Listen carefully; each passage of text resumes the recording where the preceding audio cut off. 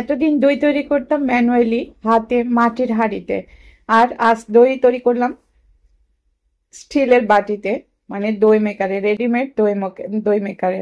তো কেমন হয়েছে দেখেন, আলহামদুলিল্লাহ সুন্দরই হয়েছে। তো ফেসবুকে ঢুকলেই শুধুমাত্র চোখের সামনে চলে আসে দই মেকার, দই মেকার, প্রতিদিন একই জিনিস দেখতে দেখতে একটা সময় মনে হলো একটা কিনেই ফেলি। তাই দারাজ থেকে একটি অর্ডার করে ফেললাম দই মেকার। এবার আপনাদেরকে দই মেকারটি খুলে দেখাচ্ছি। এর মধ্যে আসলে অন্য কিছুই নেই, প্লাস্টিকের একটা বক্স আর ভেতরে স্টেনলেস স্টিলের একটা বাটি, এছাড়া আর কিছুই না, আর দুটো ঢাকনা। তো যাই হোক, এটা 1 লিটারের দই মেকার। আমি এখানে বড়টাই নিয়েছি, এর মধ্যে ছোটও আছে যেগুলোতে 500 গ্রামের দই তৈরি করা যায়।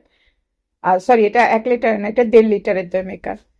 তো এই তো, চলেন তাহলে দইটা তৈরি করি। এখানে আমি দই বীজ নিয়েছি, এটা আমার বাসায় দই তৈরি করা ছিল, সেই দইরই আমি দইটাকে ফেটিয়ে নিয়েছি। আর এখানে দুধটা গরম করে জাল করে নিয়েছি। এখানে আমি হাত দিয়ে দেখিয়ে দিচ্ছি দই, মানে দুধের গরমটা হাতে সহ্য হয়। এবার এই দই বীজগুলো দুধের মধ্যে দিয়ে সুন্দর করে মিক্সড করে নিতে হবে। আমি বেশ কিছু সময় ধরে এটাকে নেড়ে চেড়ে মিক্সড করে নিয়েছি। দই বীজটা আসলে যত ভালো মানে দুধের সাথে মিক্সড হবে দইটা, তত তাড়াতাড়ি জমবে।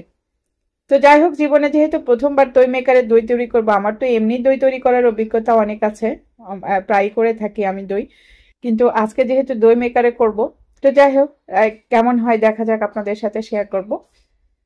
এবার সুন্দর করে মিশানো হয়ে গেলে আমি দইয়ের বাটিতে দইটা ঢেলে দিব।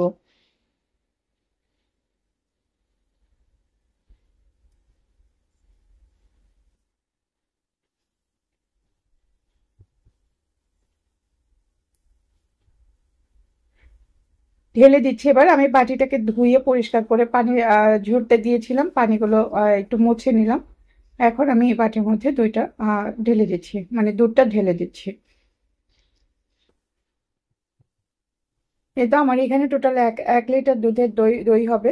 এখানে আমি 1 লিটার দুধ জাল করে অনেকটা কমিয়ে নিয়েছি, প্রায় 600 গ্রামের মতো হয়েছে এখানে। এবার ঢাকনা দিয়ে ঢেকে জাস্ট বাটির মধ্যে বসিয়ে দিলে কিন্তু হয়ে যাবে। তো আমি বাটির মধ্যে বসিয়ে দিলাম। এবার ঢাকনা দিয়ে ঢেকে আমি কারেন্টের লাইন লাগিয়ে দিব।